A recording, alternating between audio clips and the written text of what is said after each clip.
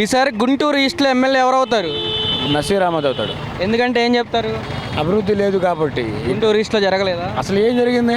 ఏమి జరగలేదు. ఆడేసిన పొంగల్ ఆడే అంతేనా? అంతే. అసలు ఏం అభివృద్ధి? ఏమి డబ్బులు ఇస్తే అభివృద్ధి కాదు, సంక్షేమం అంటారు దానికి. అభివృద్ధికి సంక్షేమం తేడా ఉండిద్ది. తేడా ఉంది. అది ఓకే.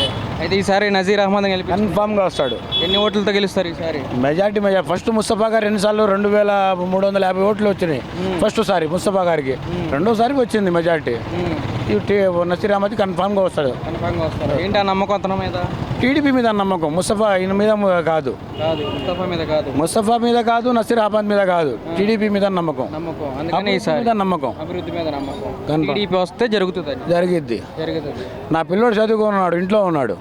ఏ పరిశ్రమలు వచ్చినాయి, ఏ ఫ్యాక్టరీలు వచ్చినాయి, ఏ ఉద్యోగాలు వచ్చినాయి, ఏ డిఎస్సి వచ్చింది, మెగా డిఎస్సి ఏమొచ్చింది? ఆడపిల్లల్ని కంటే బెస్ట్ మగపిల్లోడి కంటే. ఎందుకంటే ఇంట్లోనే ఉండిద్ది.